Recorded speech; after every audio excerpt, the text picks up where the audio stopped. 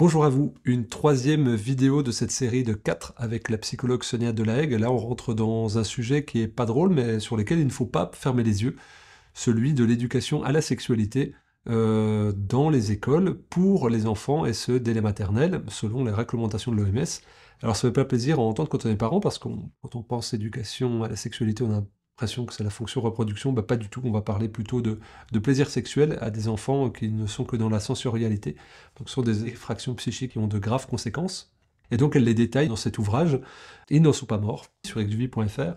Et donc là, on est au cœur d'un sujet qui est très vif, qui est très sensible, mais qui est absolument nécessaire pour nous parents et je dirais adultes référents.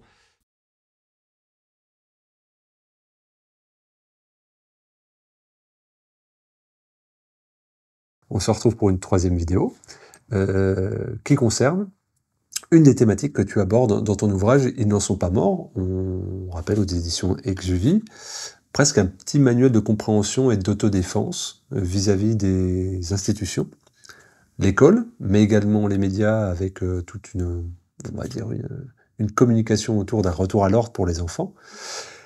Mais il y a également le fait qu'il y a abordé en fin d'ouvrage cet entrisme de la sexualité dans les écoles.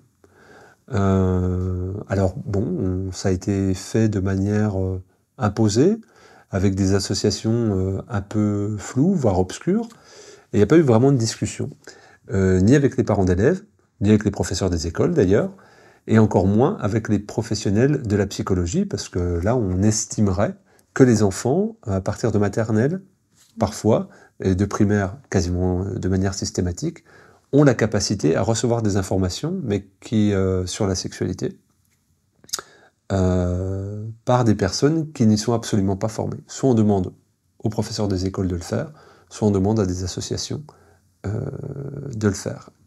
Beaucoup de questions, beaucoup de parents se questionnent, beaucoup de polémiques aussi. Tu en parles beaucoup dans ton livre, de manière factuelle, de manière pédagogique, et absolument pas de manière idéologique.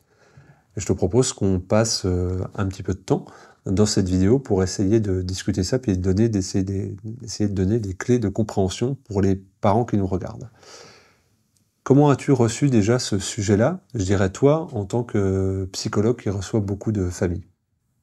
Choquée, et puis inquiète pour les enfants que je reçois, puisque je reçois de plus en plus, là, depuis quelques mois, des enfants qui sont complètement, ce qu'on appelle, effractés psychiquement.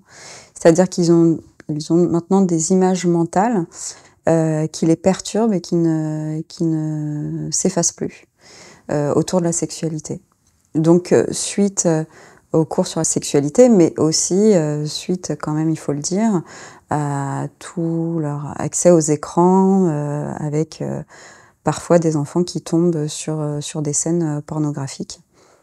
Donc ces enfants-là, je les reçois en panique, des parents en panique, et choqués, et avec une vision du monde hyper sexualisée. C'est-à-dire qu'ils me racontent qu'ils imaginent les gens nus partout, à tout moment, avoir certains actes sexuels, puisqu'on s'est mis à parler d'actes sexuels à des enfants. Donc ils n'ont pas reçu la prévention que nous, on avait pu recevoir au collège, sous forme de cours autour de la reproduction, et puis de la protection, donc des préservatifs, de la pilule, etc., des maladies sexuellement transmissibles. C'est pas ça. Là, on leur parle d'actes sexuels. Et donc c'est important que les parents soient au courant de ça. C'est que beaucoup de parents pensent que c'est bien de parler de la sexualité, parce que ça va être de la prévention, et pour éviter, en fait,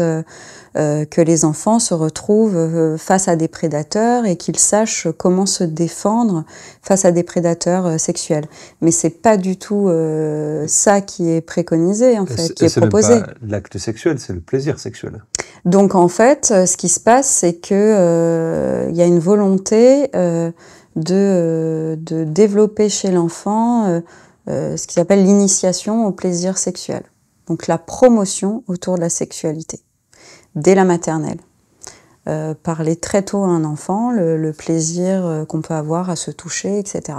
Donc j'entends depuis peut-être 1 an, des parents qui me parlent de la sexualité de leur enfant, en me disant oui, voilà, il se tripote beaucoup, etc. Bon, on lui dit, t'as ta sexualité, mais tu fais ça dans ta chambre. Et donc je suis toujours un peu interloquée d'entendre ce mot, tu as ta sexualité. Enfin, l'enfant n'a pas de sexualité.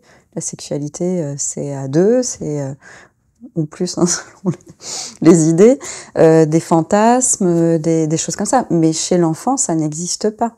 L'enfant a une sensorialité. Donc bien sûr qu'il peut ressentir du plaisir en touchant son corps, mais en touchant n'importe quelle partie de son corps pour s'apaiser, se toucher les cheveux, se toucher le nez, se toucher les mains.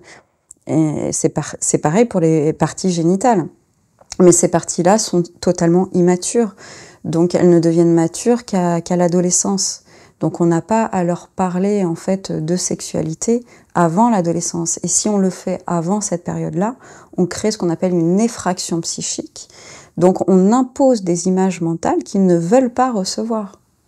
Donc ça fait des enfants totalement perturbés par ces cours sur la sexualité. Alors comme tu le dis, il y a même un double champ de perturbation. Il y a à la fois les cours sur la sexualité, mais l'accès, on va dire, très précoce, dès l'instant qu'il y a un écran, oui. à la pornographie, et donc avec une représentation spectacularisée, on va dire, scénarisée, de la sexualité, où il n'y a pas l'acte de reproduction, mais uniquement le plaisir, et puis le plaisir cinématographique, mis en scène, et avec des pratiques qui sont très étranges, et qui sont aussi abordées dans ces cours à la sexualité, où on apprend à comment mettre sa langue à tel endroit. Là, on va pas dire, la vidéo va être sur YouTube, donc on va essayer d'être, mais en gros, même de découper un préservatif, de le mettre au bout de la langue. C'est dans les manuels de l'éducation nationale, je mettrai dans la description le manuel, donc de découper un préservatif, de le mettre sur le bout de la langue, pour aller lécher le devant ou le derrière.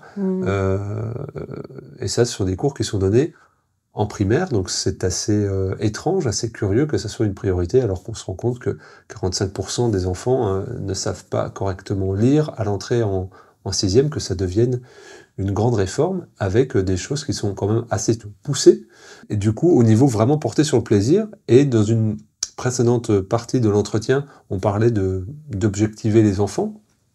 Et ben là, pareil, l'autre devient un objet de plaisir, sans considération presque si c'est correct ou non. Toi, des retours que tu as également, on va dire un peu plus global, parce que il y a le champ de ton cabinet, mais il y a ce que tu peux entendre et voir comme prise de parole des politiques, mais également de difficultés des professeurs. Comment tu évalues ce qu'on est en train de vivre au niveau de la société par rapport à cette sexualité dans les écoles? En fait, comme je disais, je suis assez inquiète parce qu'en effet, on enseigne des choses aux enfants alors qu'ils ne sont pas mûrs pour recevoir ces informations-là. Et on les force à recevoir ces informations-là. Ce sont des cours obligatoires. Et en fait, l'enfant apprend, découvre que les adultes ont certaines pratiques sexuelles et donc transpose ces informations sur leurs parents. Donc, ils imaginent leurs parents avoir certaines pratiques sexuelles, alors que c'est pas forcément la pratique sexuelle de tous les adultes, ce qui leur est enseigné à l'école. Donc, c'est un adulte qui vient. Parfois, la dernière fois, c'était une infirmière scolaire. Ça fait beaucoup de bruit dans les médias, qui a tenu des propos vraiment crus auprès d'enfants de 10 ans, qui se sont retrouvés à se boucher les oreilles, à rentrer chez eux le midi, à pleurer, et à raconter à leurs parents ce qu'ils avaient entendu. Et donc ces enfants-là sont traumatisés parce qu'ils imaginent leurs parents avoir certaines pratiques, comme dit cette infirmière, pour le plaisir. Alors déjà, on crée de l'effraction psychique chez les enfants, et en plus on ne les protège en rien contre les prédateurs sexuels, parce qu'en plus on leur explique que c'est normal d'avoir ce type de pratique, et que c'est pour le plaisir. Donc imaginez un enfant qui subit de telles choses à la maison, et qui ensuite reçoit des cours où on lui dit c'est normal, c'est pour le plaisir que les personnes ont des actes comme ça. Mais pour le plaisir de qui, en fait? Ça, c'est pas très précisé. Alors déjà, on se met à parler du consentement de l'enfant, mais l'enfant n'a pas à être consentant en fait. Juste l'enfant, on n'y touche pas. Donc on cherche pas à savoir s'il est d'accord ou pas d'accord pour qu'on le touche. On ne touche pas aux enfants. Et finalement, on ne parle pas de ça, du fait qu'aucun adulte ne doit s'approcher d'eux, qu'ils en aient envie ou pas, aucun adulte. Et puis, on leur parle d'actes sexuels qui ne concernent pas tous les adultes et qu'ils vont transposer donc sur leurs parents. Donc, certains enfants paniquent à l'idée d'imaginer même se mettre à penser à avoir des rapports sexuels avec leurs propres parents. Donc j'ai des enfants qui viennent en consultation en me disant « je suis devenu un pervers, j'ai peur, je m'imagine coucher avec ma mère, coucher avec mon père, je les imagine nus en permanence après avoir reçu de telles informations ». Encore une fois, que ce soit sur les écrans, en effet, comme tu le disais, parce que les enfants dès 5 ans parfois ont déjà vu des scènes pornographiques, parce qu'on leur laisse... les écrans, YouTube, etc. Et que ça peut partir loin, en fait, les propositions sur YouTube. Et y avait, j'ai entendu parler d'un parent qui avait mis vite fait Blanche-Neige et les 7 nains sur YouTube, sans regarder ce qui ensuite était diffusé. C'était pas vraiment ce qu'on imagine de Blanche-Neige et les 7 nains. Donc l'enfant s'est retrouvé à visionner des scènes pornographiques, donc complètement traumatisé. Moi, à l'heure actuelle, je ne sais pas comment réparer ces enfants qui ont eu ces images mentales. C'est ce que j'allais dire. Là, pour le coup, il y a une vraie difficulté, vu que c'est quelque chose de nouveau qui arrive, oui. Que ce soit les écrans ou l'entrisme forcené de ces propos-là dans certaines écoles. Là, pour l'instant, toi, en tant que psychologue et qui est assez spécialisé sur les enfants et les familles, tu ne sais pas comment gérer. Non, je pense que peut-être tous ceux qui sont spécialisés dans le MDR vont avoir pas mal de travail ces prochaines années, de manière à essayer d'effacer ces images mentales, mais en simple thérapie, c'est compliqué, parce qu'il faut apprendre à l'enfant à défusionner avec ses pensées. Donc moi, j'ai certains outils pour ça, comme la méditation, etc., tout ce qui est thérapie ACT, mais c'est très compliqué, puisque l'enfant est complètement envahi, donc ça veut dire que même au niveau de son psychisme, toutes ces images débordent en fait psychiquement, et il n'arrive plus à s'investir scolairement, et à apprendre, et à être curieux sur la vie.